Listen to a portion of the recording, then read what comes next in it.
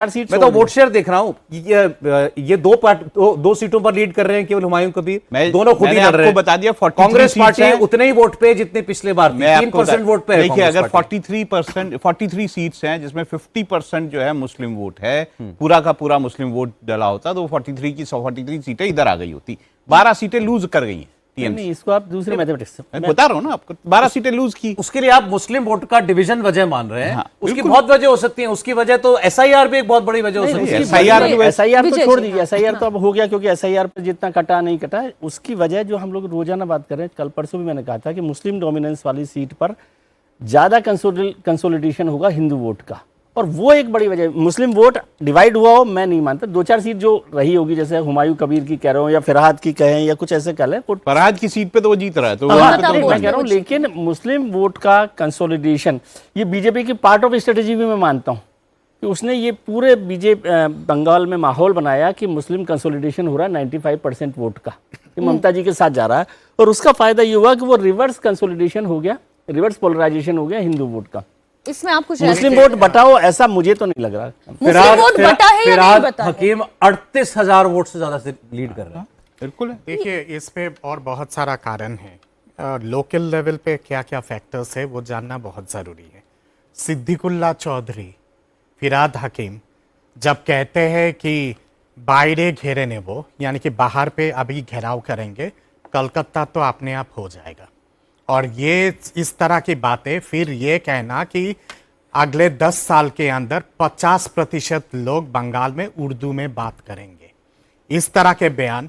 फिर आपका जब इस्कॉन के महाराज जो साधु हैं, उनका जब चट्टोग्राम में इस तरह बर्बरतापूर्ण चीजें हो रहा था, ममता दीदी के जुबान से एक भी शब्द नहीं। बंगाल का बंगाली समाज आप अगर देखेंगे, 3 तरह से उसको बांटा जा सकता है। एक है जो वहां के स्थानीय ओरिजिनल बंगाली जो है, जिनको हम लोग घोटी बोलते हैं, मतलब कि पश्चिम बंगाल के ओरिजिनल।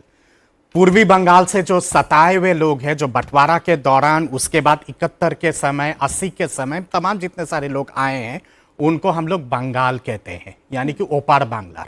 और जो जब मैरिजेस जब होता है ना, मैरिजेस के बाद जो ऑफस्प्रिंग है, उनको हम लोग बाटी बोलते हैं बंगाल में।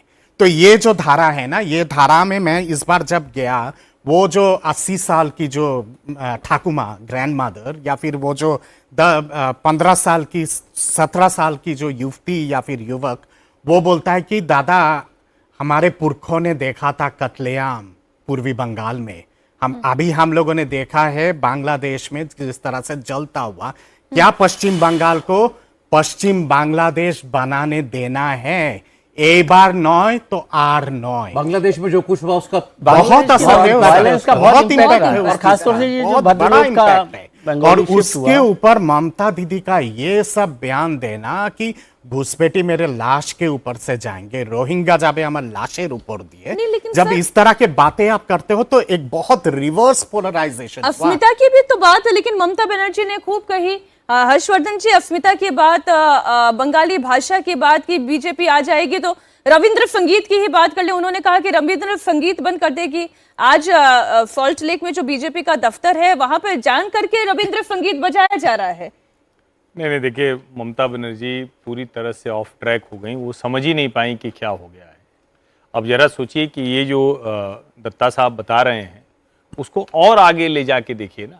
वो जिस तरह से उन्होंने एक बयान दिया था, वो कैसे लोगों के दिमाग में उतरा। ममता बनर्जी ही है कार में सवार, घर से निकली हैं अभी, लेकिन जा कहाँ रही है ये नहीं मालूम। हाँ, शायद अपने बूथ पर जा रही होंगी, सेंटर पर जा रही होंगी, मिलने जा रही होंगी।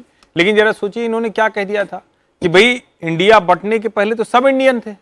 अब ये बयान वैसे तो बड़ा सामान्य लगता है, लेकिन ये सीधे सीधे बांग्लादेशी घुसपैठियों को वैध आधार देता है। इसको समझिए। और वहां का जो बंगाली है, जो पश्चिम बंगाल में रह रहा है, उसको लगे अरे हमारा खून बहा, हमको काट के हमारा देश अलग कर दिया। जो लोग हमारे देश को एक तरह से बीच से फाड़ के लेके दूसरी तरफ चले गए, वहां हमारे जो भाई हैं उनकी हत्या हो गई, उनके घर में घुसकर जाने क्या क्या कर दिया। उनको ये करेंगे ये सब इंडियन है, वो सब भारतीय हैं। ये बात किसी को भी पच नहीं रही थी, लेकिन ममता बनर्जी उसको बहुत, जो कहते हैं ना, जिसको कई बार मन में आ जाता है हमारे तो वही अच्छा है, तो ममता उसी भाव में थी। दूसरा, जो हम लोग बार बार कह रहे थे और कई बार मैंने कहा भी कि जो एक कहावत चलती है ना कि वो जाट मरा तब जानिए, तो ये लोकल में है ऐसे ही ये था कि ममता बनर्जी हार जाए तब मानिए। 15 साल की नेता, 215 सीटों पर बैठी नेता, उसको लग रहा था कि हम जो भी कहेंगे हो जाए। तीसरा भ्रम क्या था कि ये जो मुस्लिम बहुल सीटें हैं, भाजपा वहां हिंदू मुस्लिम कर देती है। उनको ये समझ में ही नहीं आया कि जो हिंदू बहुल सीटें हैं वहां का भी हिंदू मन बना चुका है आपकी लगातार इस तरह की नीतियों की वजह से। और आपके सिपह सलार कौन है? तो फिरहाद हकीम दिख रहा है, शौकत मोल्ला दिख रहा है, शेख शाहजहां दिख रहा है। और शेख शाहजहां वो जिस तरह से अदालत के अंदर घुसा था, वो तो मुझे लगता है कि भारत के इतिहास में किसी मुख्यमंत्री के राज में ऐसा हो जाए तो उससे शर्मनाक कुछ हो नहीं सकता। और आप कह रहे हैं कि क्यों रात को 8 बजे के बाद क्यों लोग निकलेंगे? वो बच्चे जो वहां संगीत सीखते हैं, वो बच्चे जो वहां आर्ट कल्चर से जुड़े हो चुके, कलकत्ता में अभी भी बहुत ऐसी जगह हैं, वो जब कैंडल लाइट विजिल लेके निकले तो तृणमूल कांग्रेस के एक नेता ने कहा इन सबको तृणमूल के सरकारी कार्यक्रमों से बाहर करो। आप कल्पना कीजिए कि क्या हो रहा था वहां।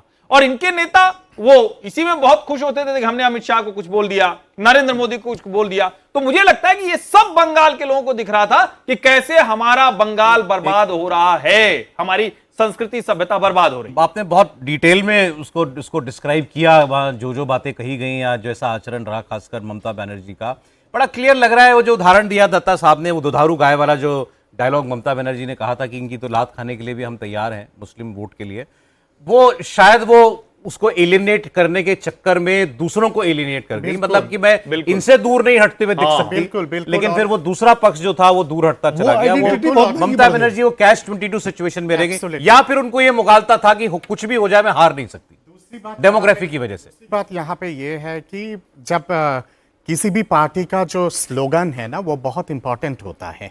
कोई भी पार्टी का जय बांग्ला कहाँ का स्लोगन? आवामी लीग बांग्लादेश। माँ माटी मानुष, खालिदा जिया ने 1978 पे टांगाइल के रैली पे ये नारा दिया था, माँ माटी मानुष। आपने अडॉप्ट किया बांग्लादेश का स्लोगन। यहाँ पे स्लोगन गुरुदेव का क्यों नहीं हो सकता है? जय सोनार बांग्ला, अमर सोनार बांग्ला क्यों नहीं? वाई जय बांग्ला? तो लोगों को ये सारी बातें चुभती है। इनका जो मैनिफेस्टो आया, मैनिफेस्टो इश्तिहार, लोगों ने तत्काल याद किया 1904 का बंगाल का पहला विभाजन, लाल इश्तिहार, उनके प्रतीक भी सारे जो हुआ किसी और से जुड़ रहे थे के बाद, ये सारी चीजें।